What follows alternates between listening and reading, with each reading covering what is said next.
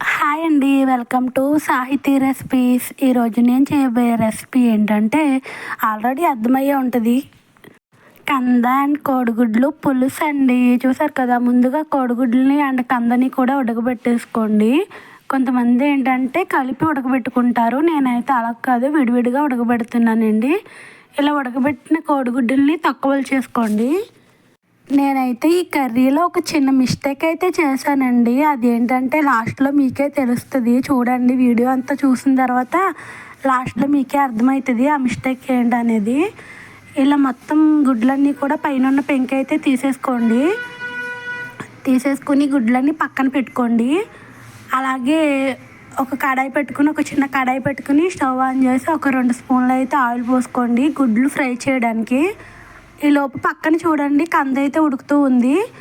ఈలోపు మనమైతే గుడ్లు ఫ్రై చేసేద్దాము. ఇలా ఆయిల్ హీట్ ఎక్కిన తర్వాత ఇందులోనే కొంచెం పసుపు వేయండి. పసుపు వేసి ఉడకబెట్టి పక్కన పెట్టుకున్న కోడిగుడ్లు కూడా వేసేయండి.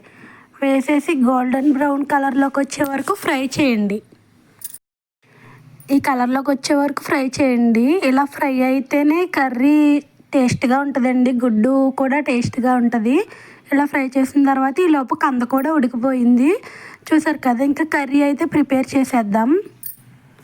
ముందుగా స్టవ్ ఆన్ చేసుకుని కడాయి పెట్టుకుని అందులో ఒక 2 స్పూన్స్ అయితే ఆయిల్ వేసుకోండి. ఆయిల్ వేసుకుని ఆయిల్ హీట్ ఎక్కిన తర్వాత ఒక 3 మీడియం సైజు ఉల్లిపాయలని చిన్న చిన్న ముక్కల కింద కట్ చేసుకుని, అలాగే ఒక 2-3 పచ్చిమిర్చి కూడా వేసుకోండి. పచ్చిమిరపకాయలు అనేది మీ టేస్ట్ని బట్టి, మీరు కొంచెం స్పైసీగా కావాలనుకుంటే ఇంకా యాడ్ చేసుకోవచ్చు. నేనైతే ఒక 3 అయితే వేసాను, నాకైతే సరిపోతుంది. వేసేసి ఇలా ఫ్రై చేసేయండి.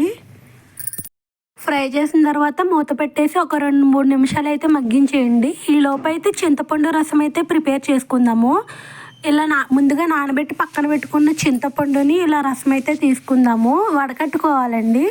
నేనైతే ఆ తుక్కు గట్ట రాకుండా అయితే వడపోసాను. మీ ఇష్టం. కొంతమంది ఏంటంటే చెయ్యి అడ్డు పెట్టి పోసేస్తూ ఉంటారు. నాకైతే అలా ఇష్టం ఉండదండి. ఇలా తుక్కు గట్ట రాకుండా ఇలా రసం అయితే తీసి పక్కన పెట్టేసుకుంటాను. ఈలోపు ఉల్లిపాయలు ఫ్రై అయినాయేమో చూద్దాము. ఇలా ఫ్రై అయిన తర్వాత ఇందులోనే ఒక 2 స్పూన్స్ అయితే సాల్ట్ వేయండి. సాల్ట్ వేసి కలపండి. ఉప్పు వేసుకోండి మీరైతే. నేనైతే సాల్ట్ వేస్తాను, నాకైతే సాల్ట్ అలవాటు. ఉప్పు వేసుకుంటే ఇంకా టేస్ట్ బాగుంటుంది. వేసుకుని సాల్ట్ అంతా ఇందులో కలిసే వరకు కలపండి. ఉప్పు అంటే కల్లుప్పు అండి. ఉప్పు అంటే మళ్ళీ ఇంక నాకైతే ఎప్పుడు సాల్ట్ వేయడం అలవాటు అయిపోయి నేనైతే సాల్టే వేస్తాను, కానీ కొంచెం కల్లుప్పు అయితే వేసుకోండి, కూర టేస్ట్ బాగుంటుంది.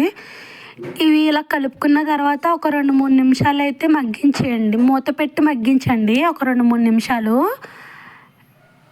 ఇలా మూత పెట్టి మగ్గించండి. మగ్గిన తర్వాత చూడండి, మళ్ళీ ఒకసారి కలిపి ఇందులో కారం అయితే యాడ్ చేసుకోండి. మీరు స్పైసీగా తినాలనుకుంటే కొంచెం ఎక్కువ వేసుకోండి, లేదంటే కొంచెం తగ్గించి వేసుకోండి. నేనైతే మీడియంలో వేసుకున్నాను, ఎక్కువ కాదు తక్కువ కాదు అన్నట్టు వేసుకున్నాను. వేసుకుని ఇలా ఫ్రై చేయండి. ఒక్క నిమిషం అయితే ఫ్రై చేయండి. ఫ్రై చేసిన తర్వాత ఒక గ్లాసు వాటర్ పోయండి ఇందులోనే.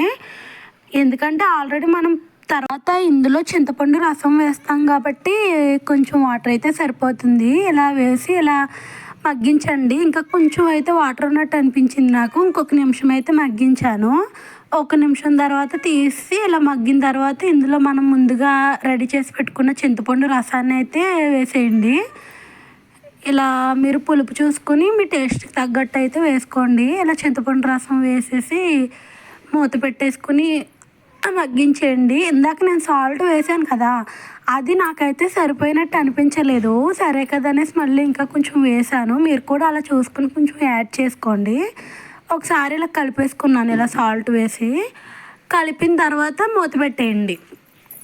మూత పెట్టేసి ఒక 2-3 నిమిషాలు మగ్గించండి. చూడండి, కర్రీ అయితే చక్కగా ఉడికిపోతుంది. ముక్కలు కూడా చాలా బాగా వచ్చాయండి. నిజంగా కంద కూడా చాలా బాగా ఉడికింది.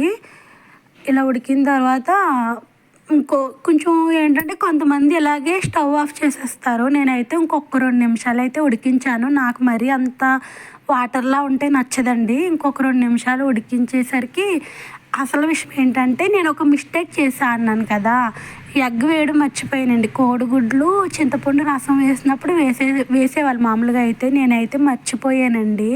ఉత్తి కంద పులుసు లాగానే పెట్టేశాను. లాస్ట్లో గుర్తొచ్చింది. ఇంక సరే కదా అని లాస్ట్లో కోడిగుడ్లు వేసేసి ఇంకొక 2 నిమిషాలు అయితే ఉడికించేసానండి. ఇంకా కర్రీ అయితే రెడీ అయిపోయింది. అయినా కూడా చాలా బాగుందండి. కోడిగుడ్లు వేయడం మర్చిపోయాను కానీ కర్రీ అంతా కూడా చాలా బాగా వచ్చిందండి. ఇలా అన్నం పెట్టేసుకుని వేడి వేడి అన్నంలో కర్రీ వేసుకుని అయితే తినేసానండి. చాలా బాగా వచ్చింది. ఇంకా ఒక్కొక్కసారి అలాంటి చిన్న చిన్న మిస్టేకులు చేస్తాంలేండి. ఆ పులుసు చింతపండు రసం వేసినప్పుడే కోడిగుడ్లు కూడా వేస్తే ఇంకా బాగుండు. నేనైతే మర్చిపోయాను, లోపల పెట్టేసి మర్చిపోయాను. చూడండి, కంద కూడా చాలా చక్కగా ఉడికిందండి. బాగా మెత్తగా ఉన్న బాగోదు, గట్టిగా ఉన్న బాగోదు. నిజంగా కరెక్ట్గా ఉడికిందండి కంద అయితే. చాలా బాగుంది కర్రీ అయితే. మీరు కూడా ట్రై చేసేయండి.